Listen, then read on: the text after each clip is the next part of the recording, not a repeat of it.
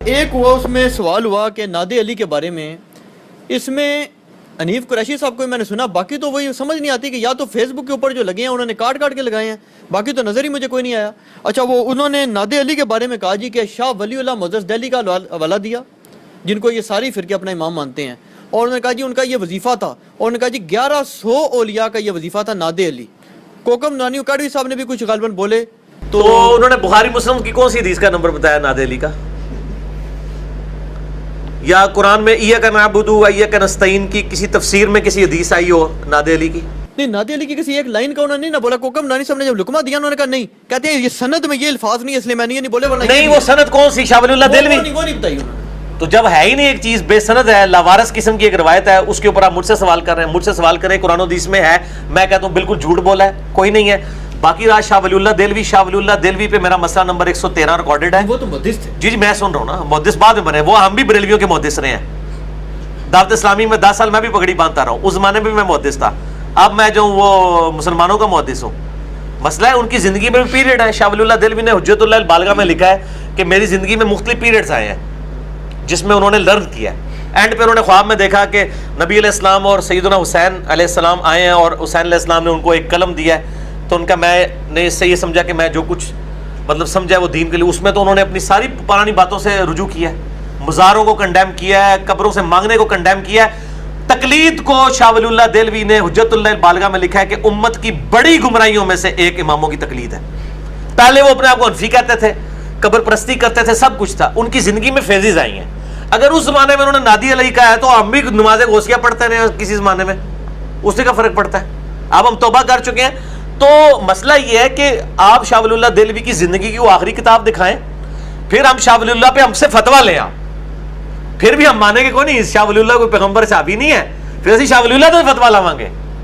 ठीक है, नहीं कहेंगे मान लांगे, हमें मनवाना है तो किताबों सुन्नत से दलाइल दें। बल्कि कोकम नूरानी साहब ने इस पे एक और बड़ी सख्त बात कह दी।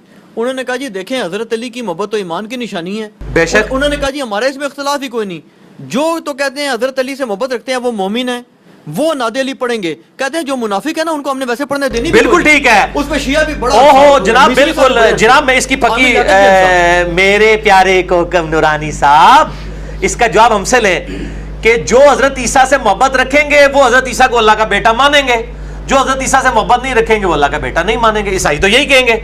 और अगली फकीर नुसैरिया जो है शाम के अंदर, वो हजरत अली को रब मानते हैं। बिल्कुल तो वो हजरत अली की नफरत में मान रहे हैं या मोहब्बत में? तो कोकम नूरानी साहब आप रब का अकीदा रखें हजरत अली के लिए, ताकि आप पे हम आपकी तकफीर करें। तो मोहब्बत का ये मतलब है कि आप गुलूब करना शुरू कर दें। 2 रवायतें हैं फज़ाइल सहाबा अहमद बिन हंबल की किताब में मौला अली अलैहिस्सलाम से खुद, कि मेरी वजह से 2 गिरोह दोज़ख में जाएंगे, एक मेरी मोहब्बत में गुलूब करके, एक मेरी दुश्मनी में गुलूब करके, और मेरी वजह से 2 फिरके जो है वो गुमराह होंगे, एक मेरी मोहब्बत में गुलूब करके, एक मेरी दुश्मनी में गुलूब करके। तो कोकम नूरानी साहब से हम पूछते हैं ये जो मोहब्बत में गुलूब करके जाने वाले हैं ये कौन है? वो तो इसको रवाफिज पे फिट कर देंगे। नहीं तो वो आपको नादे अली और आपका कॉमन है ना, आप फिट करें अपने ऊपर। नादे अली तो कुरान और हदीस से साबित करें ना। मौला अली अलैहिस्सलाम ने कहीं तालीम फरमाया, नबी अलैहिस्सलाम ने कहीं पे तालीम फरमाया।